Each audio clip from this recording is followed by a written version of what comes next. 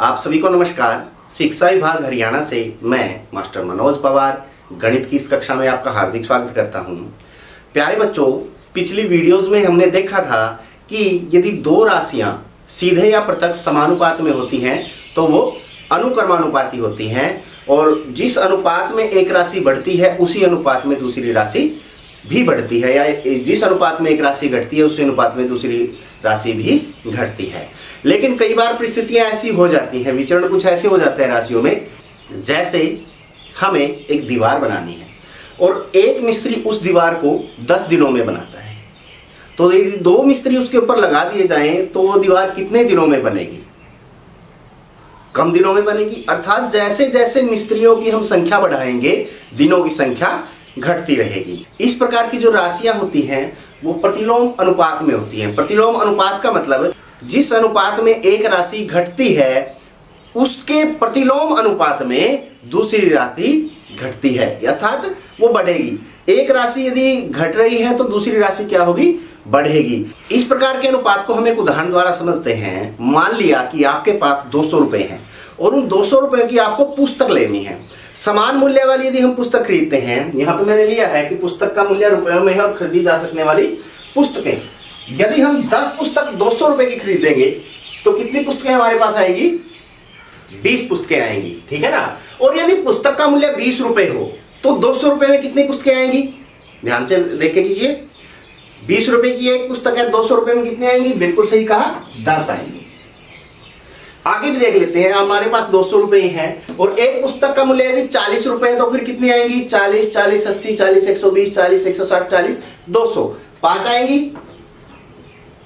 और यदि पुस्तक का मूल्य 50 रुपए है तो ऐसी ऐसी पुस्तकें 200 रुपए में कितनी आएंगी? बिल्कुल सही कहा, 4 आएंगी। अब यहां से हम एक बार इस विचरण को देख लेते हैं। यदि इन दोनों संख्याओं का अनुपात हम लेते हैं 10:20, लीजिए क्या आ गया? 1:2। और इन राशियों का भी आप अनुपात लीजिए 20:10। जब इसका अनुपात लेंगे तो क्या होगा? 2:1। देखो, पहले वाली राशि का अनुपात हमारे पास 1:2 आया है और दूसरे वाली का 2:1 आया है। बिल्कुल प्रतिलोम आया है ना इसका। आगे भी देख लेते हैं। 10 से 40, 10:40, ये कितना आया है? 1:4। और उसी प्रकार 20 का और 5 का भी ले लेते हैं। 20:5, 5 एकम 5, 5 चौके 20, क्या आया? 4:1। ये भी देखो बिल्कुल प्रतिलोम में आया है, उल्टा आया है। 1:4 है और ये 4:1 है। लास्ट वाली स्थिति देख लेते हैं। यदि पुस्तक का मूल्य 5 रुपए है, यहां देखो हमने मूल्य बढ़ा रहे हैं तो पुस्तकों की संख्या घट रही है, लेकिन यहां पे 10 यदि था, अब की बार हमने मूल्य घटा दिया, 5 कर दिया, तो 5 रुपए वाली कितनी पुस्तकें 200 रुपए में आएंगी? बिल्कुल सही कहा, कितनी? 40। अब एक इस अनुपात को देख लेते हैं जो कम हुआ है। 10:5 है, कितने बटेगा? 5 1 5, 5 2 10, 2:1 हमारे पास आया है। अब 20 को और 40 को, इस अनुपात को भी देख लेते हैं। 20:40, 0 से 0, 2 एकम 2, 2 दूनी 4, कितना आ गया? 1:2। देखो 1:2 ये आया है और ये आया था 2:1। अर्थात जब पहली राशि कम हो रही है तो दूसरी राशि बढ़ रही है और उसी अनुपात में बढ़ रही है, उसकी प्रतिलोम अनुपात में, ठीक है ना। आपको इस उदाहरण द्वारा अभी प्रतिलोम अनुपात अच्छे से समझ में आ गया होगा कि एक राशि जिस अनुपात में बढ़ती है दूसरी राशि उसी अनुपात में घटती है।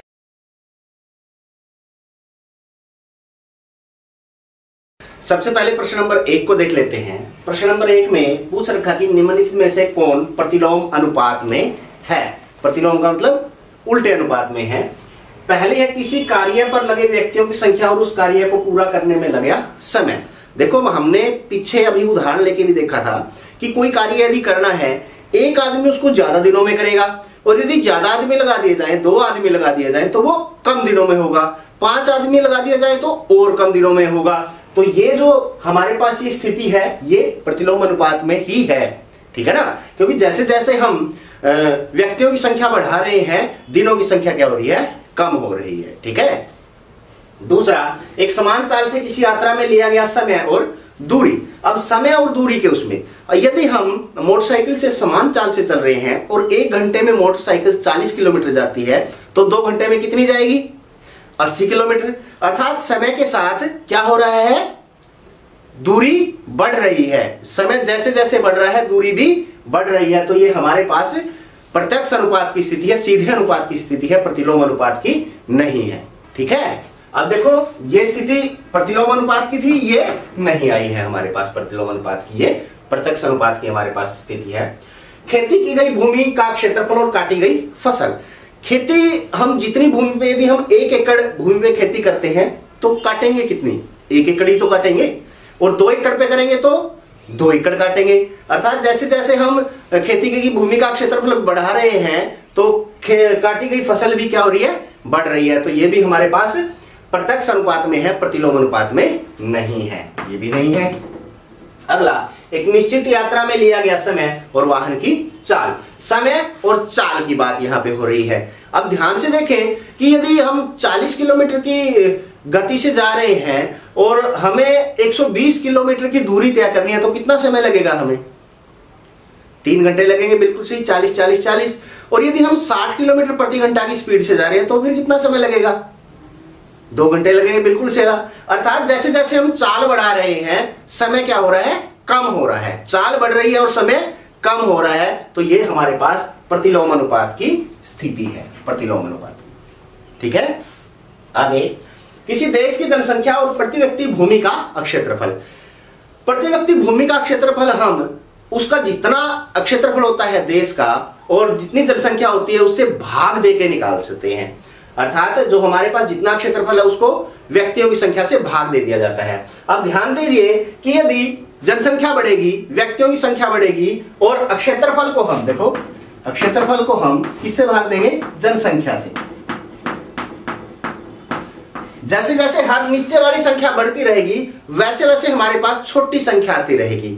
मान लिया कि क्षेत्रफल 10, कोई भी एक इकाई ले लो और जनसंख्या हमारे पास 10 है तो हमारा क्या हो गया? उत्तर 1 हो गया। लेकिन क्षेत्रफल तो बढ़ेगा नहीं, क्षेत्रफल तो उतना ही है। जनसंख्या बढ़ेगी, 20 होगी तो हमारे पास क्या हो गया? ये 1/2। अर्थात पहले 1 था, फिर क्या हो गया? आधा हो गया। अब जनसंख्या जैसे जैसे बढ़ी है प्रति व्यक्ति भूमि का क्षेत्रफल क्या हो रहा है? घट रहा है। तो यह प्रतिलोम अनुपात की स्थिति है। यह था प्रश्नावली 13.2 का प्रश्न नंबर 1। प्रश्न नंबर 2 की स्टेटमेंट पढ़ते हैं कि एक टेलीविजन गेम शो में रुपए 1 लाख की पुरस्कार राशि विजेताओं में समान रूप से वितरित की जानी है। निम्नलिखित सारणी को पूरा कीजिए तथा ज्ञात कीजिए कि क्या एक व्यक्तिगत विजेता को दी जाने वाली पुरस्कार की धनराशि विजेताओं की संख्या के अनुक्रमानुपाती है या व्युत्क्रमानुपाती है। देखिए, किसी गेम शो में 1 लाख रुपए की धनराशि दी जानी है। यदि एक विजेता हुआ तो 1 लाख के 1 लाख वो अकेला ले जाएगा और विजेता 2 हुए तो 50-50 हजार में दोनों को मिलेगा क्योंकि राशि तो 1 लाख ही है। तो जैसे जैसे विजेताओं की संख्या बढ़ रही है उनकी राशि की संख्या क्या हो रही है? कम हो रही है। यहाँ देखिए, एक विजेता था 1 लाख मिले, 2 विजेता था तो 50-50 हजार दोनों को मिलेंगे, 4 होंगे तो और कम मिलेंगे। अर्थात यह स्थिति क्या है? व्युत्क्रमानुपाती है। हम यहां लिख देते हैं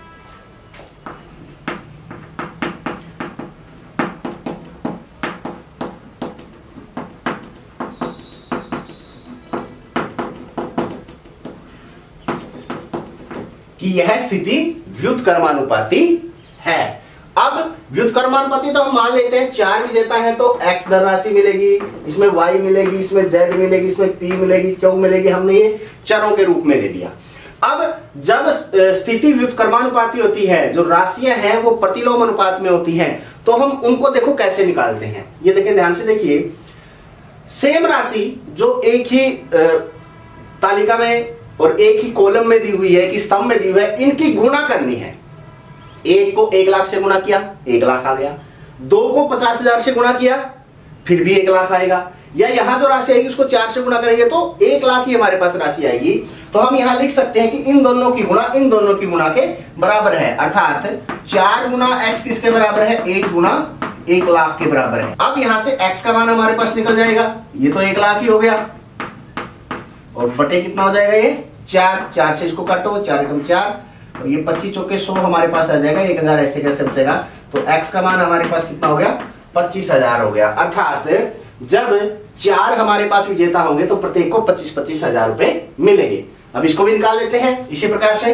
5 की और y की गुणा 1 को 1 लाख के बराबर हो जाएगी। 5 गुणा y कितना हो गया, 1 गुणा 1 लाख, और यहां से y का मान कितना हो जाएगा, 1 लाख बटे 5। यदि 5 विजेता होंगे तो ये हो जाएगा हमारे पास 20,000।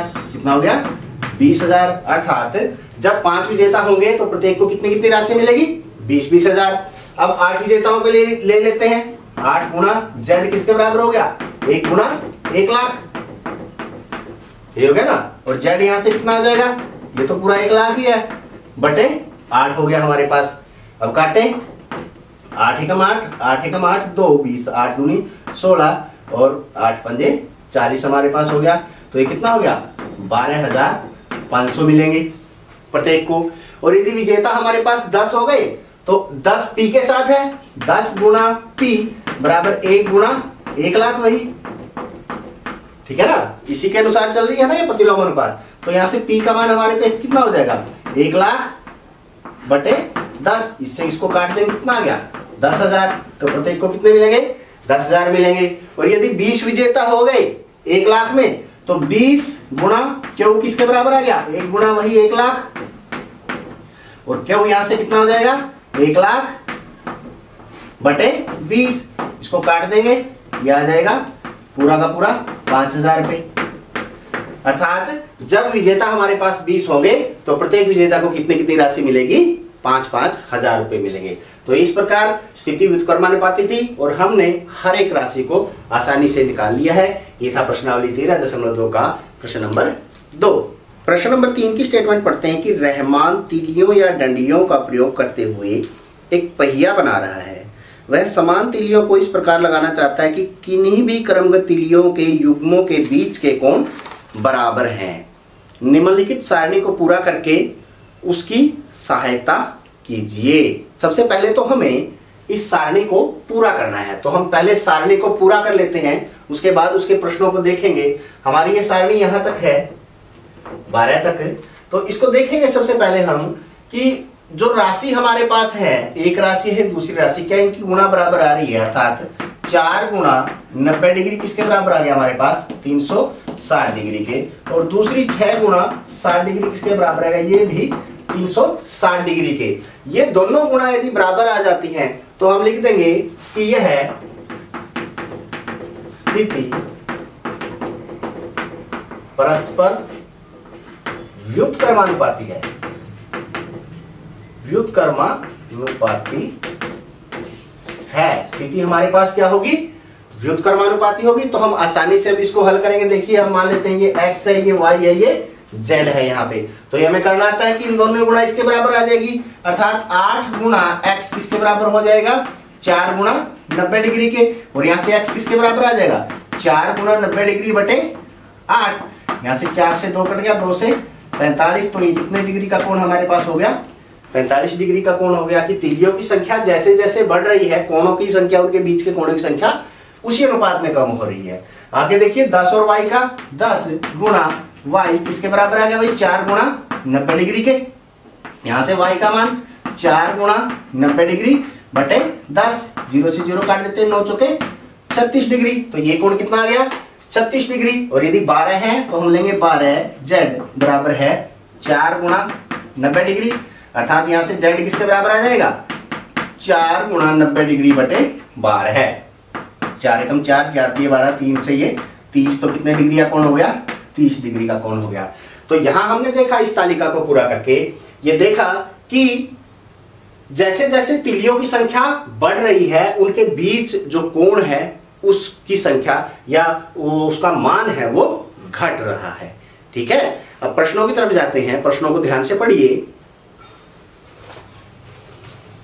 पहले प्रश्न में पूछ रखा है, क्या तीलियों की संख्या और क्रमगत तीलियों के किसी युग्म के बीच का कोण प्रतिलोम समानुपात में है। देखिए हमने देखा कि ये सारी की सारी स्थिति क्या थी, प्रतिलोम समानुपात में ही थी। परस्पर व्युत्क्रमानुपाती ही तो थी ना, तभी तो हमने ये मान निकाला है यहां पहले से देखे। तो हम लिख देंगे कि यह स्थिति परस्पर प्रतिलोम समानुपात में है। ठीक है। दूसरे भाग के अंदर पूछ रखा है 15 तीलियों वाले एक पहिए के क्रमगत तीलियों के किसी युग्म का कोण परिकलित करना है, और यदि क्रमगत तीलियों के प्रत्येक युग्म के बीच का कोण 40 डिग्री है तो अनावश्यक तीलियों की संख्या कितनी होगी। अब इन दोनों भागों में पहला भाग तो हमारा हो लिया, पहला भाग तो ये आ गया कि यह स्थिति क्या है, परस्पर व्युत्क्रमानुपाती है, अर्थात परस्पर प्रतिलोम समानुपात में है। ठीक है। अब दूसरे भाग के अंदर उसने क्या कह दिया कि तीलियों की संख्या यदि 15 दे दी तो हम मान लेते हैं कि उनके बीच का कोण क्या होगा, P। और तीसरे भाग के अंदर उसने तीसरे भाग को हम यहां करेंगे, तीसरे भाग के अंदर कोण दे दिया तो तीलियों की संख्या ज्ञात करनी है। कोई भी हम चर ले सकते हैं, चर कोई भी, उसको हमने Q के रूप में ले लिया। अब पहले तो इस स्थिति में जब यह परस्पर व्युत्क्रमानुपाती है तो हम लिखेंगे कि 15 गुणा P किसके बराबर आ जाएगा, 4 गुणा 90 डिग्री के बराबर आ जाएगा। और यहां से P का मान क्या हो गया, 4 गुणा 90 डिग्री बटे 15, 15 छिके 90 होता है, 6 चुके 24 डिग्री। तो हमारे पास जब तीलियों की संख्या 15 होगी तो कोण कितने डिग्री का होगा उनके अंदर, उनके बीच में 24 डिग्री का। ठीक है। अगली स्थिति में अब की बार कोण दे दिया तो उससे कोई फर्क नहीं पड़ता, क्योंकि राशियां तो ये दोनों गुणा में है ना, इस गुणा के बराबर। तो यहां लिखेंगे Q गुणा 40 डिग्री बराबर कितना आ जाएगा, यहाँ 4 गुणा 90 डिग्री की। तो यहां से Q का मान क्या हो जाएगा, 4 गुणा 90 डिग्री बटे 40 डिग्री। ठीक है। डिग्री तो यहां कट गई थी, अब हमारे पास क्या बचा, 9 बचा है, क्योंकि अब की बात तो हमें तीलियों की संख्या निकालनी है, कोण नहीं निकालना। कोण तो डिग्री में आता है।